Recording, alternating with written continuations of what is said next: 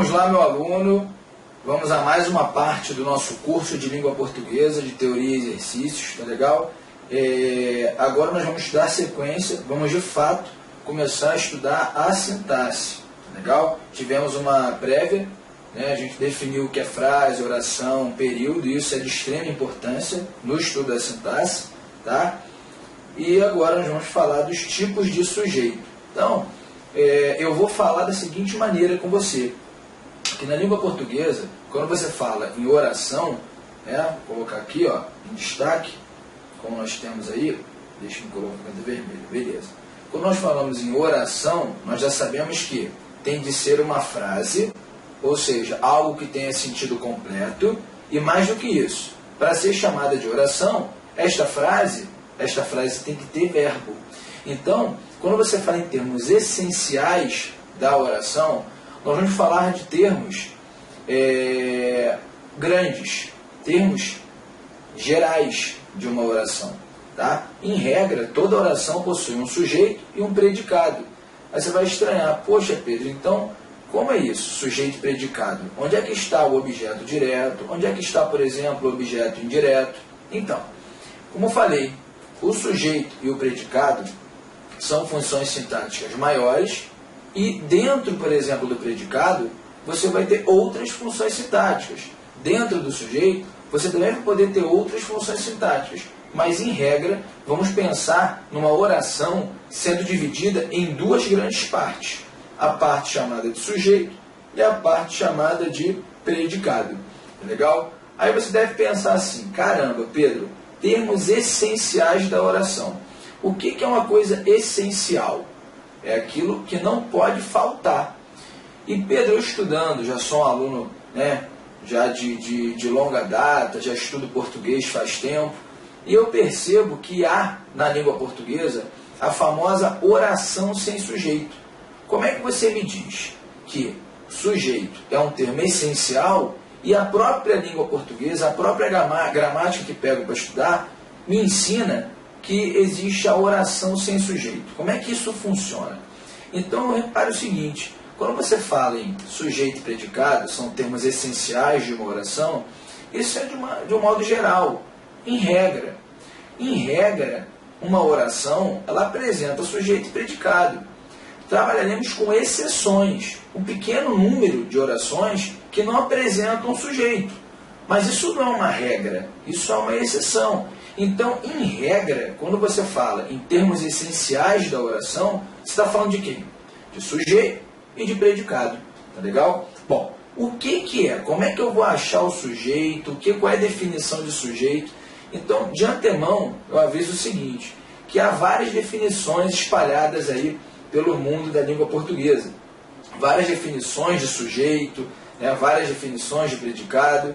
Eu peguei uma, duas definições, enfim, para que você tenha aí uma definição. Só que o que interessa é o seguinte, eu vou ensinar você a achar o sujeito de uma oração.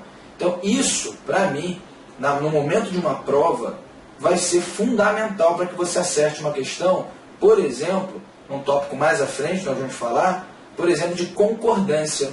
Imagine só, você tem uma questão de concordância verbal. Aí você sabe, você aprende a vida inteira que o verbo tem que concordar com o sujeito. Então vamos pensar assim, o que é concordar? Concordar é estar em harmonia. Ou seja, ou você fica, se o sujeito estiver no singular, verbo fica no singular. Se o sujeito estiver no plural, verbo fica no plural. Ou seja, quando você trabalha com harmonia, significa concordância. Mas para você estabelecer uma harmonia entre sujeito e verbo, você tem de saber quem é o sujeito da sua oração.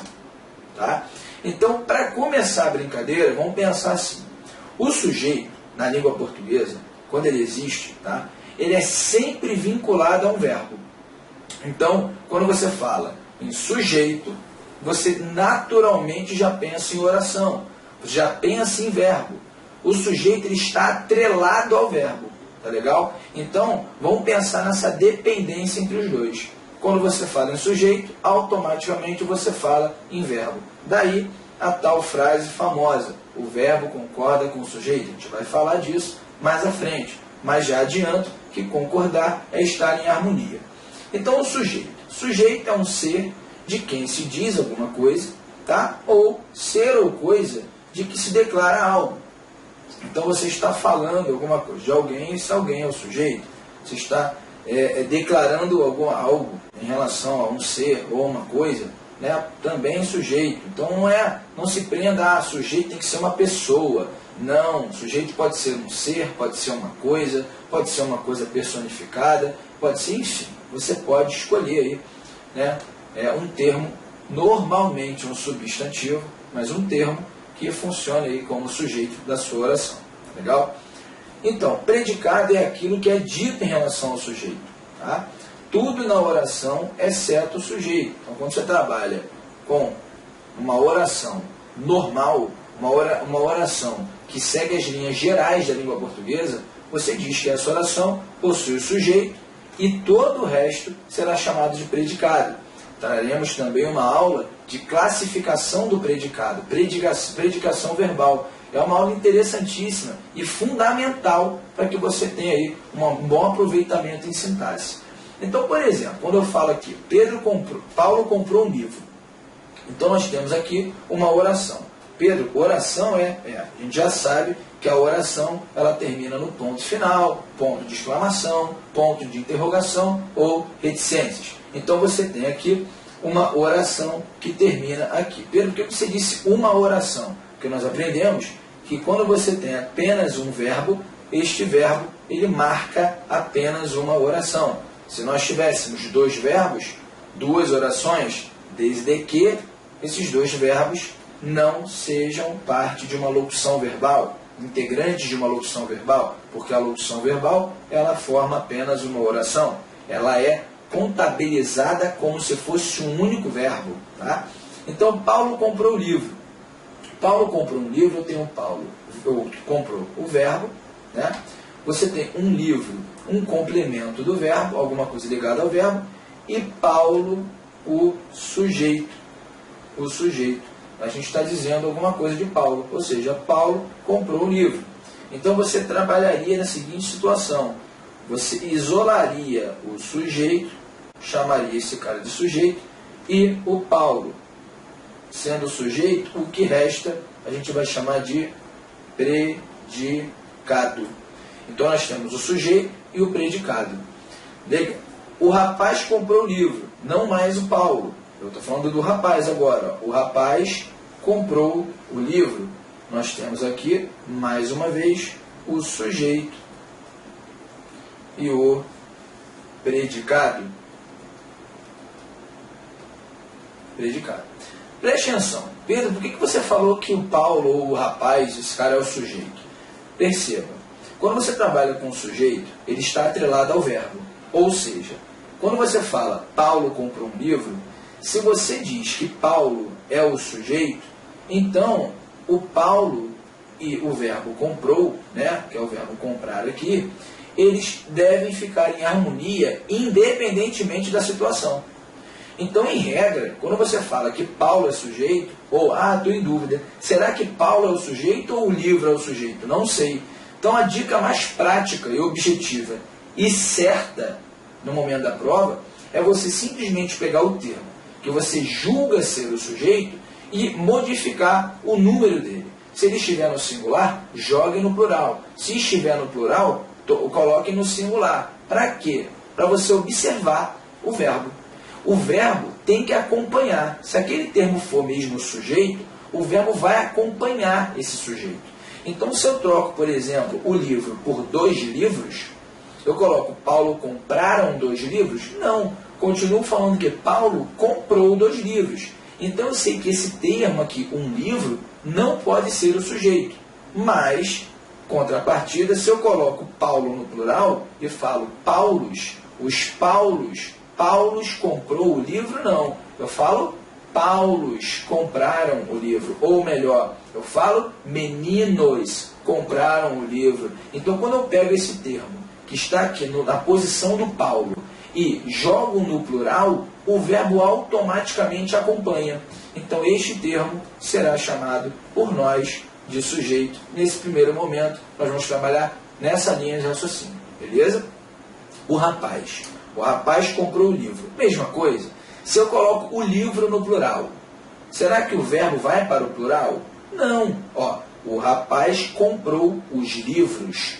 Não foi para o plural. Agora, se eu coloco, em vez de o rapaz, os rapazes, eu falo que os rapazes comprou o livro? Não. Eu falo os rapazes compraram o livro. Então, você tem aqui uma relação direta entre o sujeito e o verbo.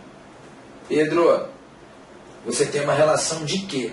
De harmonia, de concordância. Eu consegui perceber na frase que aquele termo, o rapaz, é chamado de sujeito. Bom, temos um problema muito importante aí para citar no momento do aprendizado nosso, regular lá no colégio. A tia sempre fala, ou a professora, ou os professores, e quando você pega para ouvir ou pega para ler alguma coisa, você se prende à seguinte frase: o verbo concorda com o sujeito.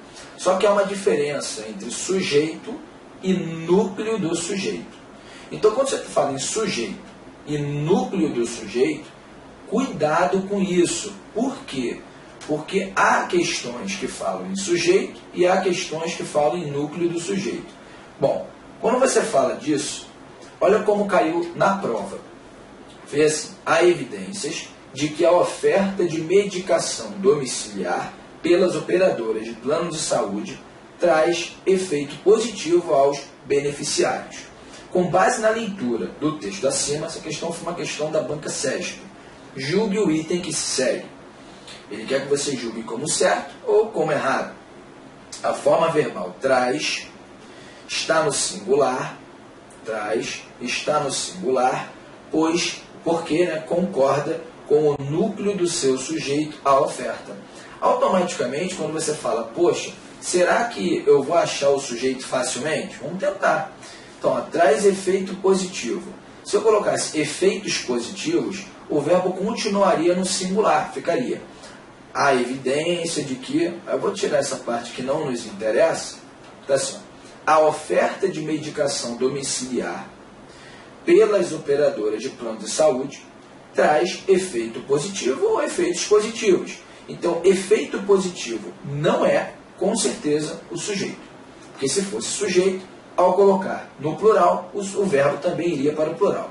Agora, se eu troco a oferta as ofertas de medicação domiciliar pelas operadoras de plano de saúde, ou seja, a oferta de medicação domiciliar traz efeito positivo aos beneficiários.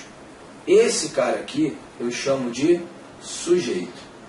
E quando você fala em núcleo, seja núcleo do sujeito, seja núcleo do objeto direto, seja núcleo do objeto indireto, seja o que for, núcleo. Núcleo você vai pensar sempre na parte mais importante dessa estrutura que está sendo analisada. Vamos chamar isso de estrutura sintática. Se for, por exemplo, lá na frente, objeto direto, existirá o núcleo do objeto direto ou existirão os núcleos do objeto direto.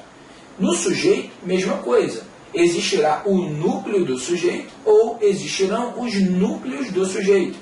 Daí, daqui a pouquinho nós vamos falar em sujeito simples, sujeito composto, tá? Mas vamos pensar na parte mais importante, na palavra mais importante. Pense em núcleo como palavra ou palavras. Importante ou importantes, tá legal? Aquelas que se destacam, o centro do seu sujeito. Então, quando você fala a oferta de medicação domiciliar, eu percebo facilmente que oferta é o núcleo. Esse A está ligado à oferta, de medicação domiciliar está ligado também à oferta. Então, nós temos oferta, chamamos de oferta de quê? De núcleo. É uma palavra central, é uma palavra que está no centro. Todas as outras estão vinculadas a ela, mas você tem um núcleo, sendo a palavra mais importante dessa sua estrutura sintática, chamada de sujeito. Tá legal? Então você tem oferta. Quando você fala, olha como é que é sutil a questão. Ele fala que a forma verbal traz, está no singular, porque concorda com o núcleo do sujeito à oferta. Não, o núcleo do sujeito não é a oferta. o núcleo do sujeito é simplesmente o quê? Oferta. Então é muito sutil. Olha como é que a definição é importante numa provinha, por exemplo, da Banca Sesc, ou em qualquer outra prova de língua portuguesa. Saber exatamente aquilo que você está analisando. Então, Pedro, como é que funciona? Funciona assim. O verbo concorda com o núcleo do sujeito. Então nós vamos aprender, no momento certo, lá da parte da concordância, que a gente vai começar a falar em núcleo do sujeito e não mais em sujeito, no sentido amplo da palavra, tá? Em núcleo do sujeito. Então, quando você tem uma provinha como esta afirmativa está totalmente o quê? Errada. Vamos voltar ao slide anterior, vamos tentar definir. Paulo comprou um livro. Paulo sujeito. Como aparece apenas uma palavra dentro do seu sujeito, não tem o que discutir. Esse sujeito tem apenas um núcleo. Qual o núcleo do sujeito? Paulo. Agora, o rapaz comprou o livro. Qual é o núcleo do sujeito, Pedro? Rapaz. Rapaz é o núcleo. Ligado a ele, você tem quem? O O. Nós lá na frente vamos falar do O. Esse O, que acompanha o núcleo de uma estrutura sintática, vai ser chamado de adjunto adnominal. Pedro, dá não. Adjunto adnominal, complemento nominal, fico doido com isso. Não, mas você tem que começar a pensar nisso, que nós vamos chegar a este momento do estudo. Tá legal? Estamos começando a definir coisas, definir pontos que nos ajudarão a conquistar aí a língua portuguesa, o conhecimento de língua portuguesa. Tá? Então vamos lá. É um enorme quebra-cabeça, nós vamos montar peça por peça, pedaço por pedaço, tá? Contexto por contexto. Então, nós temos aí. Seguindo, temos que tomar cuidado com as orações sem sujeito. Então, quando você fala em oração sem sujeito, significa o quê? Que a sua oração não terá o sujeito e o predicado. A sua oração terá apenas o predicado. Só que nós vamos entrar num contexto de verbos. Porque quem define se a oração existe ou não é o verbo. Se tiver verbo, tem oração. E quem define se haverá sujeito ou não também é o verbo, já que sujeito e verbo são vinculados um ao outro. Então, quando você fala em sujeito, necessariamente ele está vinculado a um verbo. Pode ser, na língua portuguesa, que exista uma famosa oração sem sujeito. Ou seja, ele vai ter um verbo e não haverá nenhum sujeito, não haverá sujeito vinculado a este verbo. Isso acontece com que tipo de verbo? Então existe uma classificação. O verbo ele pode ser chamado de verbo pessoal ou de verbo impessoal. Só que, vamos pensar assim. Em regra, as orações elas possuem dois termos essenciais: o sujeito e o predicado. A exceção é a oração sem sujeito. Então vamos pensar. Verbos pessoais são aqueles que possuem sujeito. Então, normalmente, na língua portuguesa, você vai ter o quê? Uma oração formada por verbo pessoal. Eu vou já falar dessa pessoalidade. O que é pessoal? Por que você chama de pessoal? Vamos tentar entender um pouco isso para que você consiga acompanhar aí o curso mais à frente. Em regra, todos os verbos são o quê?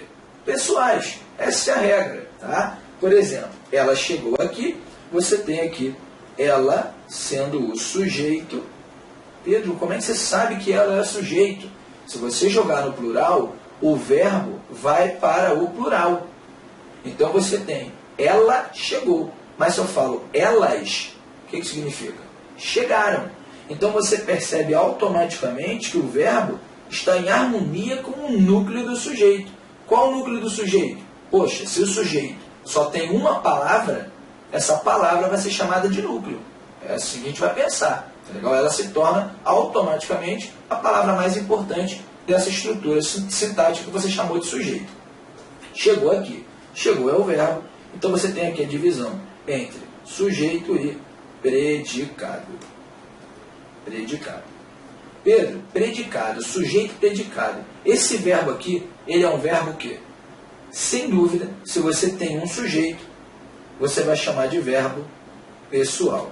Caramba, Então, se alguém chegar a você e falar, olha, o verbo nessa frase tem que concordar com o sujeito. Aí você fala, então nós estamos trabalhando com um verbo pessoal.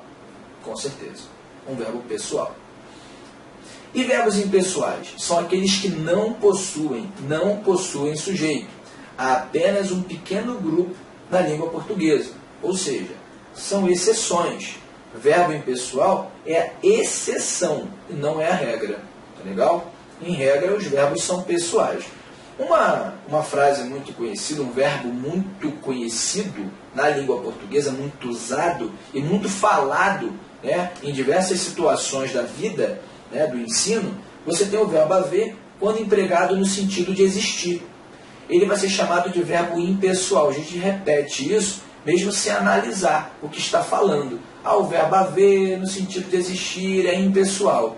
E às vezes, de forma incorreta, a gente fala que o verbo haver é impessoal. Não, ele não é impessoal. O verbo, ele pode ser impessoal em algumas situações. Uma delas é quando você bota o verbo haver no sentido de existir. Aí você vai falar que o verbo haver será um verbo impessoal. Então, quando você fala a comida no pote, esse verbo haver, ele está no sentido de existir. A gente vai falar de todos os casos importantes no concurso, de verbos impessoais. Quando o verbo haver aparece no sentido de existir, ele é chamado de verbo impessoal. E se é um verbo impessoal, significa que ele não possui o quê? Sujeito. Pedro, então quer dizer que se eu puser comida no plural, falo comidas, nada vai acontecer com o meu verbo. Nada. Porque o verbo, ele não possui sujeito. Ele não tem como concordar com uma coisa que ele não tem, que é o sujeito. Então, ele não tem sujeito, não haverá concordância, não haverá harmonia obrigatória entre o sujeito, porque não tem sujeito. Então, isso aqui, tudo, significa apenas, representa apenas o predicado. Então, nesta oração que acaba aqui, não há a presença do sujeito, há apenas o predicado. Beleza? Tranquilo? Bom, vamos entender um pouquinho o verbo pessoal. Como é que funciona, né? Vamos pensar na conjugação verbal. Quando você começa a falar de conjugação verbal, eu imagino sempre o seguinte: a pessoa, lá no primário, começando a aprender verbo, aí a gente pensa no verbo, na conjugação verbal. A gente faz no caderninho, bota uma reguinha, aí coloca eu, começa a conjugar os verbos no presente do indicativo. Nem indicativo é falado no primário, fala simplesmente presente, hoje, agora. E começa. Eu canto, tu cantas, ele canta, nós cantamos, vós cantais, eles cantam. Eu vendo, tu vendes, ele vende, nós vendemos, vós vendeis, eles vendem. Eu compro, tu compras, ele compra, nós compramos, vós comprais, eles compram. Os verbos, eles são conjugados. Só que ninguém chegou a mim e fez assim. Olha, Pedro perguntando em sala de aula, por exemplo, conjuga o verbo cantar para mim. Ninguém nunca respondeu da seguinte forma. Canto, cantas, canta, cantamos, cantais, cantam. Todos respondem. Quer que eu conjugue? Eu falo, quero. Então vamos lá. Eu canto, tu canta. Tem de ter esse eu, tu. O que é isso? São os pronomes. Só que a gente aprende na aula de pronome que eles são os pronomes pessoais do caso reto. Olha a relação. Se você diz que os verbos são conjugados por pronomes pessoais, significa então que esses verbos são verbos pessoais. É isso. Então, quando você fala eu, vou trocar a cor da caneta para azul, vou falar assim, eu, isso é a primeira pessoa do singular. Tu, segunda pessoa do singular. Ele, terceira pessoa do singular. Nós, primeira pessoa do plural. Vós, segunda pessoa do plural. Eles, terceira pessoa do plural. Quando você trabalha com função sintática, vamos analisar as orações que eu coloquei aqui. Eu compro o livro. A oração termina aqui. Se eu dividir a oração em sujeito e predicado, que é o normal, você tem Eu, sendo o sujeito, compro o livro, sendo o predicado. Então, vou colocar aqui, sujeito e predicado. Legal. Então, você tem aqui o sujeito e o predicado. Dentro do seu predicado, você tem o verbo. E aqui você tem o núcleo do sujeito. Nós aprendemos que o sujeito e o verbo têm de estar em harmonia. Por isso, quando eu falo eu compro e mudo para o tu, já vira o quê? Tu compras. Tu compras. Ou seja, o termo que funciona como sujeito mudou a sua forma, então o verbo fez o quê? Acompanhou. Então você tem sujeito e predicado. Depois, ele compra. Voltamos. Eu tenho o sujeito e o predicado, mas sempre tendo harmonia com quem? Com a pessoa. Então esse verbo ele está atrelado a uma pessoa. Neste caso, eu compro o livro, nós temos uma primeira pessoa do singular. Então o verbo ficou vinculado a esta pessoa. Ou seja, ele concordou, ele ficou em harmonia com a primeira pessoa do singular. Por isso ele é chamado de verbo pessoal. O verbo pessoal é aquele que é conjugado. E quem é conjugado por pessoas. Então, quando você trabalha com o verbo pessoal, é o verbo que possui pessoa. Mais do que isso, o verbo pessoal, ele acompanha a pessoa. Você muda a pessoa, ele muda também. Eu compro, tu compras, ele compra. Agora, se você fala que verbo pessoal possui pessoa, verbo pessoal é aquele que acompanha a pessoa, de forma mais técnica, verbo pessoal é aquele que possui sujeito. Verbo pessoal tem de concordar com o seu sujeito. Esta é a regra geral da língua portuguesa. Então você tem aqui nós funcionando como sujeito, perceba automaticamente que o verbo acompanhou. Claro, porque o verbo acompanha o núcleo do sujeito. Vós também funcionando como sujeito, você tem aqui o verbo acompanhando o núcleo do sujeito, predicado. E você tem aqui eles, sujeito, e você tem aqui o verbo acompanhando o núcleo do sujeito. Então você tem aqui sujeito, predicado, sujeito, predicado. Verbo pessoal é aquele que é conjugado. Verbo pessoal é aquele que possui pessoa. Verbo pessoal é aquele que acompanha a pessoa. Verbo pessoal é aquele que possui sujeito. Verbo pessoal é aquele que acompanha o sujeito. Verbo pessoal concorda com o sujeito. Beleza? Vamos seguir. Bom, as pessoas, o verbo fazer e o verbo haver são impessoais. Não. Em regra, os verbos são pessoais. Aqui você tem, eu faço, tu fazes, ele faz, nós fazemos, vós fazeis, eles fazem, eu hei, tu hás, ele há, nós hemos ou havemos, vós eis ou haveis e eles hão. Então você está percebendo que existe um vínculo entre o verbo e a pessoa, entre o verbo e o sujeito. Então este cara aqui funciona como sujeito. E o verbo é chamado de verbo pessoal.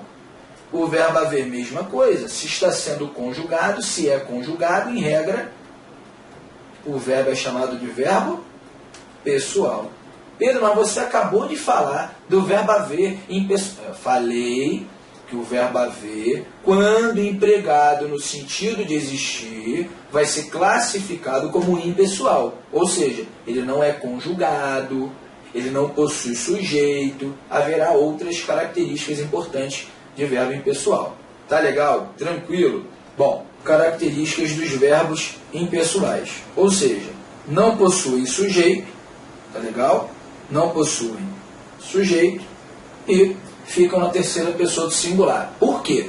Porque quando você tem um verbo impessoal, por ele não possuir sujeito, aquela regra de verbo concorda com o núcleo do sujeito é uma regra que não faz sentido. Ou seja, se ele não tem um sujeito, como é que ele vai concordar com um cara que não existe? Ficar em harmonia com um termo inexistente. Então, ele fica na terceira pessoa do singular, em regra, isso foi estabelecido pela norma culta. Tá legal? Só que eu tenho que tomar cuidado com o verbo ser. A gente vai falar bastante do verbo ser. Tá? Então, no próximo bloco, falaremos dos principais casos de verbos impessoais cobrados em provas de concurso. Tudo bem? Até o próximo bloco. Fique com Deus. Valeu!